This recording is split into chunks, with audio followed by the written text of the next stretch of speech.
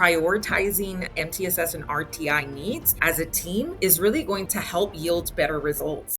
Welcome to Principal Office Hours, where we swear there's no detention slip waiting for you. Just real talk from real principals who've survived everything from budget apocalypses.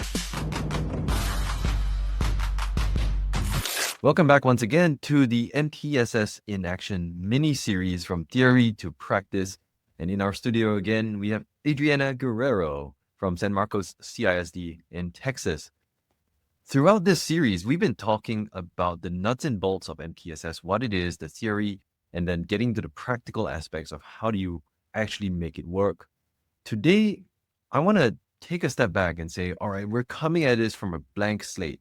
And I'm going to put you on the spot, Adriana, and say that we hear you. This is great. I really love MTSS now. When I start on Monday, how do I get this going in 30 days? Like, how would you say you would structure a step-by-step guide to a site admin or a specialist responsible for MTSS at their school campus to be able to roll this out successfully and bring everyone in the team along with them? What's the first thing they need to think about and do? First and foremost, I think it's having a positive mindset, right? Understanding that you don't need a perfect system. It will not be a perfect system, just a great start, right? And having that mindset that this is going to be a process and there will be learning involved and adjustments that are made, I think is fundamental to that just 30-day starter plan. Also, just reflecting on what you currently have in your toolbox as a teacher, as a principal, taking that inventory of current supports is needed. Do we have a district framework that can guide the process for MTSS and RTI in the district? If your answer is yes, and great, you can go on to the next step.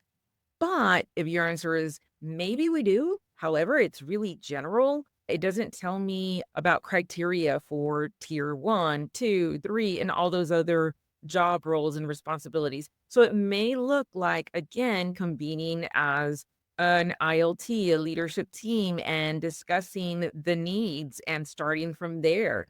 Prioritizing MTSS and RTI needs as a team is really going to help yield better results.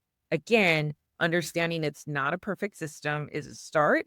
And then next, identifying those tools and resources and creating an action plan that is feasible, right? Bite-sized as well is important. We want to have that success. However, it's important to create that collaborative effort in the process so that we can divide and conquer. Okay, maybe I'll touch base with our behavioral specialist to gain more insight on how we can address collecting ABC data, while someone else might, again, discuss being explicit and adding additional guidance for teachers in their framework. That's all excellent advice. And one of the things that I can imagine someone in that position would struggle with is you talk to all the other stakeholders that are involved. They're like, oh yeah, that's a great idea. But no one's willing to take action because either they don't know or it's just another scary thing to have to do. How would you recommend that someone in that position talks about the benefits of tightening the MTSS process within that school? I think, again, bringing everything back to the why, remembering that we're here to serve our students and everything starts with one action step.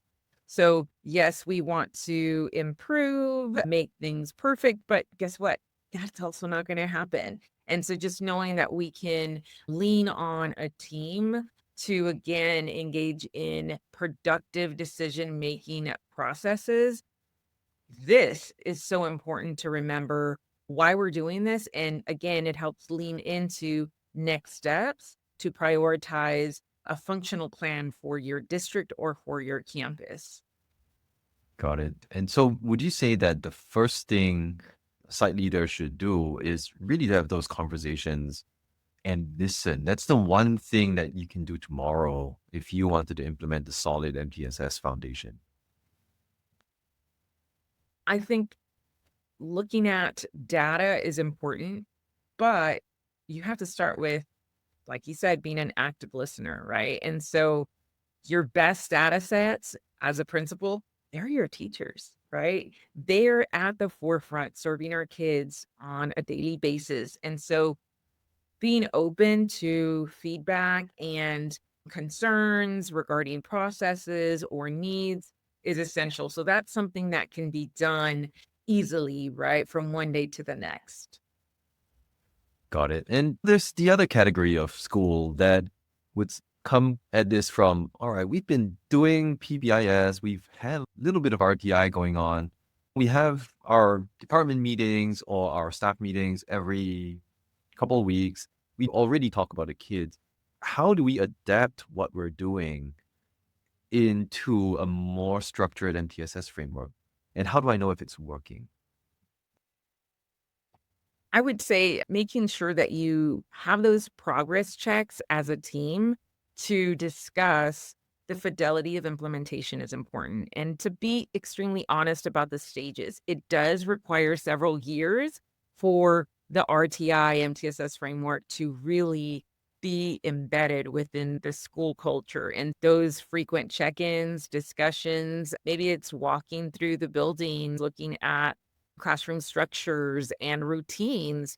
That's a great way to calibrate as a team and look at, okay, are we seeing adjustments with small group strategies? And do they match what we currently see according to other data sets? Knowing, oh, they've pulled these students in the back of the room. Okay, does that match with what we're seeing per reports or data from our benchmarks? And I think treating this as a process and building in those check ins where you will have time to look at, okay, are we implementing with fidelity? And you can ask those questions and potentially embed those look fors. So that would be a great way to know, is this working? If you know your teachers have their explicit directions on the chalkboard or the dry erase board, then you know that classroom management is up to par. So that's great. That's an easy look for. So as a team, calibrating and asking what are our look fors within the implementation process is going to be the best way to gauge whether systems in place are supporting the RTI and MTSS framework. It sounds like you just read my mind because I was going to ask if I'm a principal and I'm committed to this, even in the long term, like what are some of the things that I would communicate to my team as look fors in the first 30 days to know that this was a good start? Is there any guidance there, or is it really just going to depend on the school? No, there is, at least from my experience. When you start hearing teachers initiate conversations and hypothesize why students are struggling, and that is an absolutely great thing to see in action where you know that the work is being done. And as a principal, you're not facilitating the conversations as much as serving as that active listener because your grade level team or the interventionist is there also looking at data and calibrating with the team. So, as a principal, when you start seeing that light bulb turn on where teachers are taking that lead and not waiting for you to jump in, that's always a great thing to see, especially since the data is theirs, right? There's that ownership and knowledge base that others will not ever have, whether you're a principal or an interventionist or district level personnel. It always comes down to the teacher and their learning that can tell us more about the process, whether it's effective or not.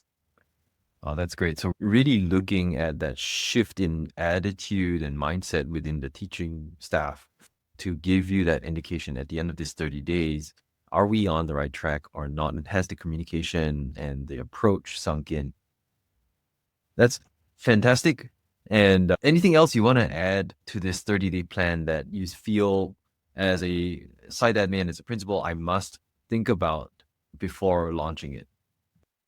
Yes, one last thing. And so I would say just creating this a structure to your agenda for those meetings, that is going to be really important, but also throughout the process, knowing what adjustments you've had to make, that is going to give you more data to make informed decisions for the future.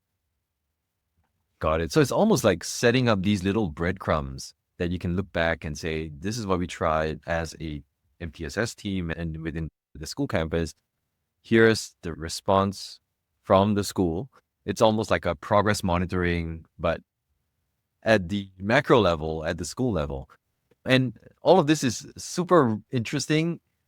In the very next episode, we're going to talk about, now that you've got your first 30 days plan laid out, how do you grow this practice over time? And I'm super excited to hear that's going to be the last episode for this season and for this mini series.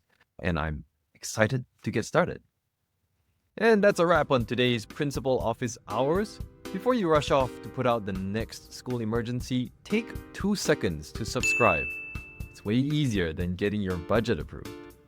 And if you like what you heard, head over to principalofficehours.com to sign up for weekly updates on the show.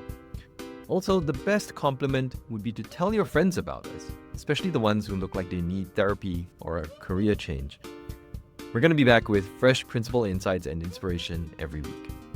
Until then, keep being the leader that your ID badge says that you are. See you next time.